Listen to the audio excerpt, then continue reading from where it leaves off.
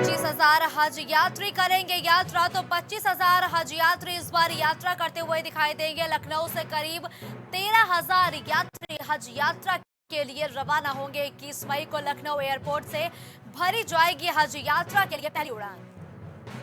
पिछले साल कोविड की वजह से कम यात्रियों ने ही हज यात्रा की थी, लेकिन इस बार जो यात्रियों की संख्या है उसमें भारी इजाफा देखने को मिला है। हज यात्रियों के लिए सभी इंतजाम तक पूरे कर लिए गए हैं।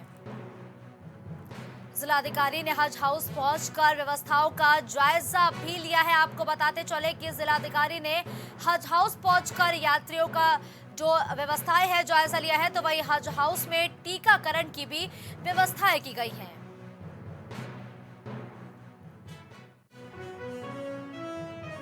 इस खबर पर ज्यादा जानकारी के लिए हमारे सहयोगी विभांशु हमारे साथ जुड़े हैं। विभांशु, इस बार यूपी के 25,000 से ज्यादा यात्री जो है वो हज यात्रा पर जाएंगे। ऐसे में क्या कुछ इंतजाम इन यात्रियों के लिए किए गए हैं?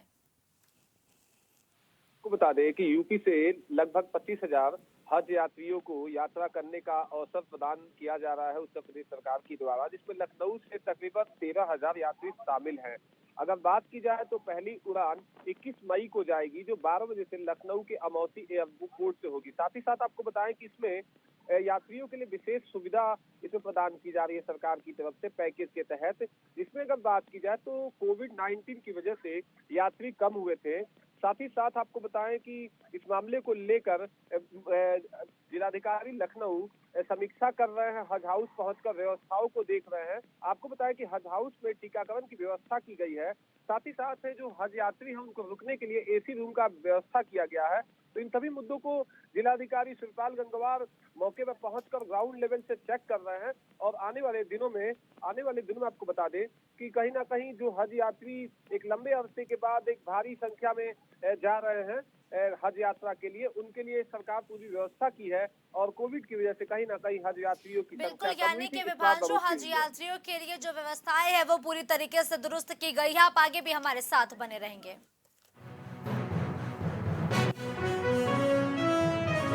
लखनऊ में सीएम योगी से मिले 6 जिलों के महापौर। 6 जिलों के महापौर ने सीएम योगी आदित्यनाथ से मुलाकात की है। सीएम योगी ने सभी मेयर्स को जीत की शुभकामनाएं भी दी हैं।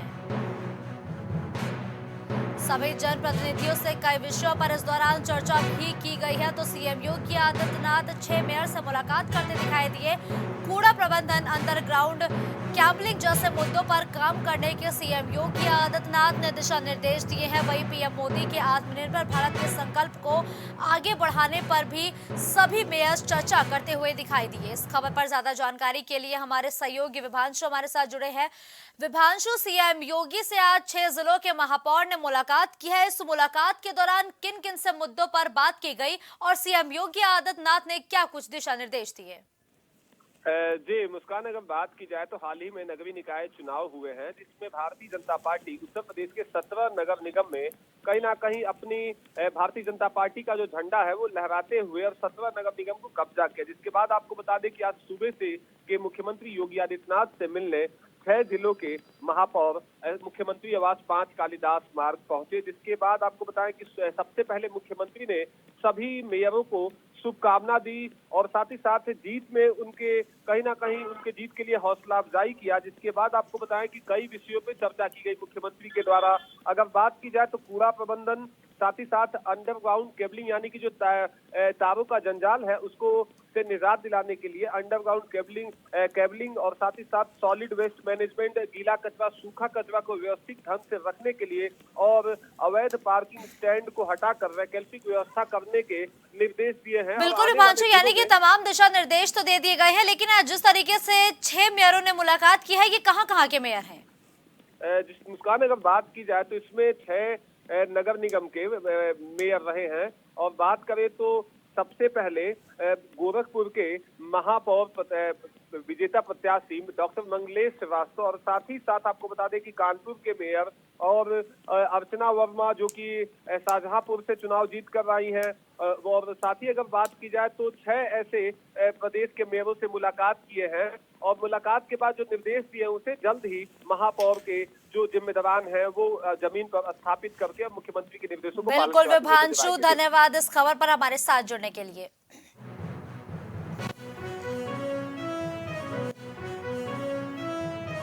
तो लखनऊ में स्वास्थ्य व्यवस्था पर एक बार फिर सवाल उठाए गए हैं। यूपी की स्वास्थ्य व्यवस्था पर एक बार फिर सवाल खड़े हुए हैं। सरकारी अस्पतालों की लचर व्यवस्था से जुड़ा एक नया मामला एक बार फिर से आया सामने। आपको बता दें कि गंभीर अवस्था में अस्पताल लाए गए मरीज को इलाज तक नहीं मिला, जहां इलाज के अभाव में मरीज की मौत हो जाती है। बलरामपुर अस्पताल के इमरजेंसी में बुजुर्ग को इलाज तक नहीं दिया जाता है, जहां बुजुर्ग तड़प तड़प कर अपना दम तोड़ देता है। चिकित्सक अधीक्षक ने आरोपों को बेबुनियाद बताया, साथ ही जांच के भी आदेश दिए गए हैं। तो लखनऊ में स्वास्थ्य व्यवस्था पर एक बार फिर से सवाल खड़ा किया गया है, जहां सरकारी अस्पतालों की लचर व्यवस्था की एक बार फिर से पोल खुल गई है। जहां गंभीर अवस्था में एक बुजुर्ग को बलरामपुर अस्पताल में लाया गया, जहां बुजुर्ग को इलाज तक नहीं मिला और बुजुर्ग को इलाज नहीं मिलने के कारण उसकी मौत हो गई। तो बलरामपुर अस्पताल के इमरजेंसी का ये पूरा मामला बताया गया है, जहां अस्पताल की लापरवाही से एक बुजुर्ग ने अपना दम तोड़ दिया, जबकि चिकित्सा अधीक्षक इस पूरे आरोपों को बेबुनियाद भी बताते हुए नजर आए। वही इस पूरे मामले से कहीं ना कहीं वो पल्ला झाड़ते हुए और मीडिया के सवालों से बचते हुए दिखाई दिए हैं। तो गंभीर अवस्था में अस्पताल लाए गए मरीज को इलाज तक नहीं मिला है। ये पूरा मामला बलरामपुर अस्पताल के इमरजेंसी का बताया गया है, जहां एक बुजुर्ग को इलाज नहीं मिलता है और इलाज के अभाव में बुजुर्ग की मौत हो जाती है, जबकि चिकित्सा अधीक्षक ने आरोपों को बेबुनियाद बताया है। वहीं निदेशक ने इस पूरे मामले पर जांच के आदेश दिए हैं। इस खबर पर ज्यादा जानकारी के लिए हमारे सहयोगी कलीम जुड़ चुके हैं। कलीम, लगातार डिप्टी सीएम के साथ ही स्वास्थ्य महकमे की जिम्मेदारी संभालने वाले ब्रजेश पाठक ये दावा तो करते हैं कि यूपी में कानून व्यवस्था दुरुस्त है, लेकिन यूपी की राजधानी लखनऊ से ही बलरामपुर अस्पताल में एक बुजुर्ग को इलाज नहीं मिलता है, जहां उसकी मौत हो जाती है।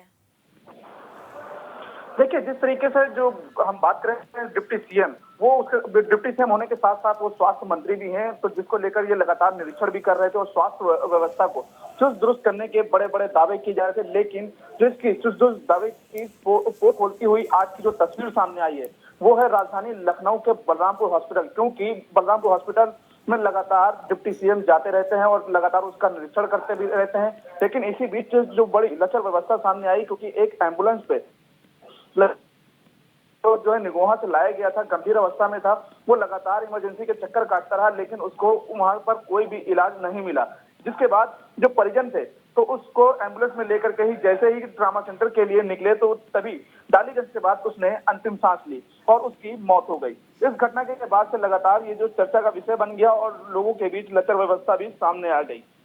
बिल्कुल, धन्यवाद कलीम हमारे साथ जुड़ते हुए इस खबर पर तमाम जानकारी पहुंचाने के लिए।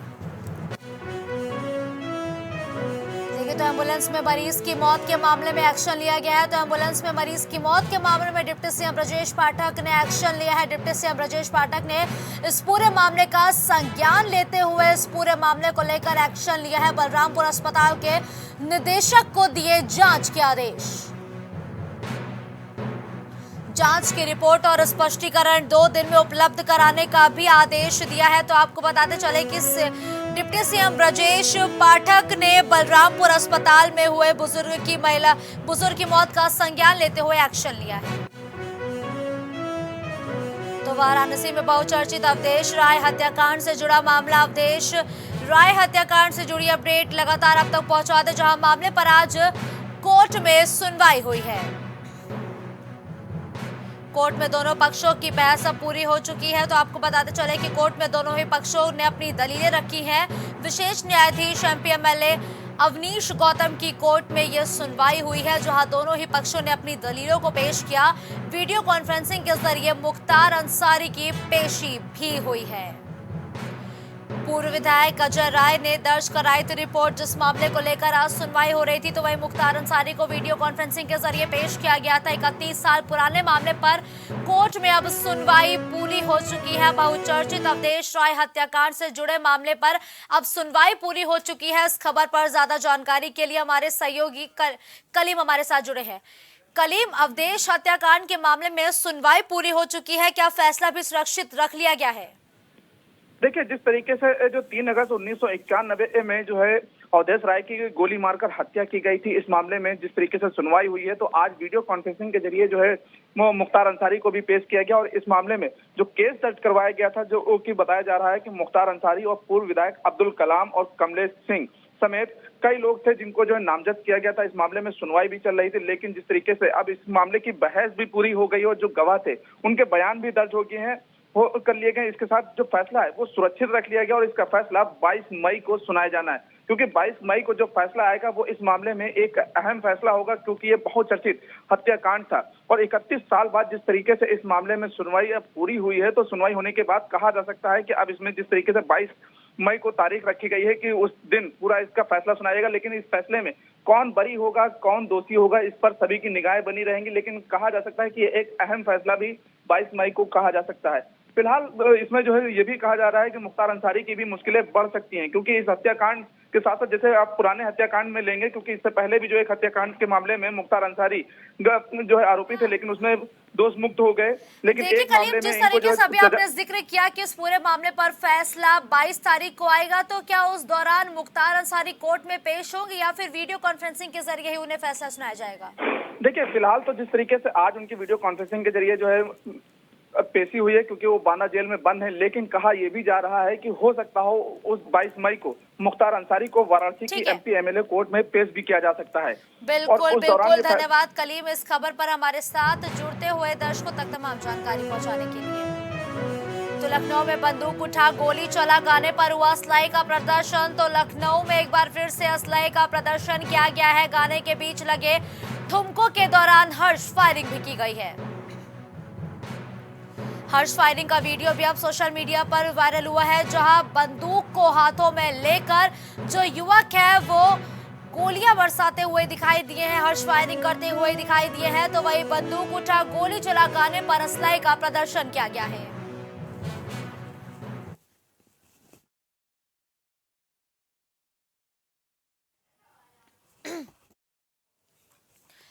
तो इस खबर पर ज्यादा जानकारी के लिए हमारे सहयोगी मोहम्मद कलीम हमारे साथ जुड़े हैं। कलीम, हर्ष फायरिंग का एक और वीडियो लखनऊ से सामने आया है, जिसमें युवक साफ तौर पर उनका चेहरा दिख रहा है, वो बंदूकों से फायरिंग करते हुए नजर आ रहे हैं। इस मामले पर पुलिस ने क्या कुछ एक्शन लिया है अभी तक?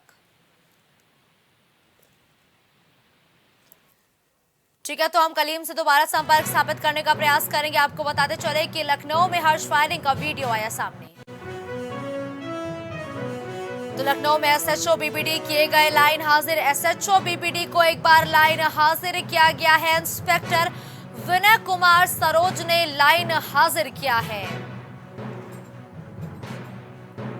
अजय कुमार सिंह बने एसएचओ बीपीडी। तो अजय कुमार सिंह एसएचओ बीपीडी बनाए गए हैं, जबकि एसएचओ बीपीडी एक बार फिर से लाइन हाजिर किए गए हैं, जिसके बाद अब नए एसएचओ को पदभार सौंप दिया गया है। इंस्पेक्टर विनय कुमार सरोज लाइन हाजिर किए गए हैं।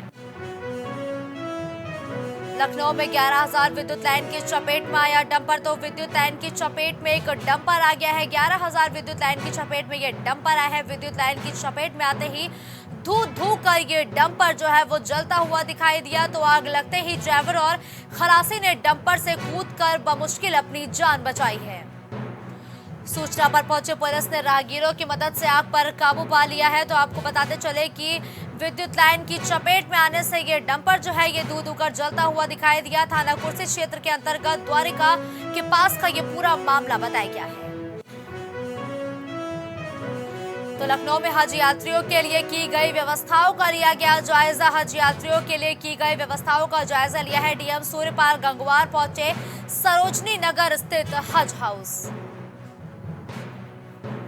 निरीक्षण के दौरान एडीएम के साथ कई अधिकारी भी मौजूद नजर आए। तो हज यात्रियों के लिए जो भी व्यवस्थाएं की गई है उसका निरीक्षण किया गया है। जायरीनों के लिए पेयजल और खाने की व्यवस्था करने के भी निर्देश दिए गए। साफ सफाई और सभी अन्य व्यवस्थाओं को लेकर भी दिशा निर्देश डीएम सूर्यपाल गंगवार ने दिया है। तो हज यात्रियों के लिए की गई व्यवस्थाओं का भी जायजा लिया गया है।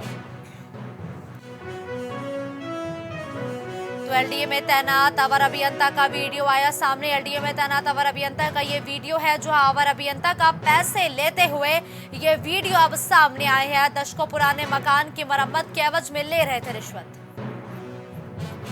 4 थाना क्षेत्रों की कमान संभाल रहे हैं अवर अभियंता और एलडीए में अपनी कुर्सी पर ही बैठकर घूस लेने का भी अब जो तस्वीर है वो सामने आई है। एलडीए के उच्च अधिकारियों ने भी अवर अभियंता को दिशा निर्देश दिए हैं, तो शासन से जांच के बाद भी नहीं। आपको बताया चले कि एलडीए में तैनात अवर अभियंता का ये वीडियो आया सामने। तो अलीगढ़ में तेज रफ्तार का कहर देखने को मिला है। तेज रफ्तार का कहर अलीगढ़ में दिखा है। आपको बता दें कि बस ने साइकिल सवार छात्र को रौंदा। यात्रियों से भरी बस खाई में पलट गई है। तो आपको बताते चले कि सड़क हादसे की ये तस्वीरें अलीगढ़ से है, जहां बस पलटने से बस सवार यात्रियों में हड़कंप भी मच गया है। तो आपको ये खबर हम अलीगढ़ से बता दें, जहां कई बस सवार यात्रियों को गंभीर चोटें भी आई है। दरअसल तेज रफ्तार के कारण जो बस है वो खाई में गिर गई है। नेशनल हाईवे का पूरा मामला।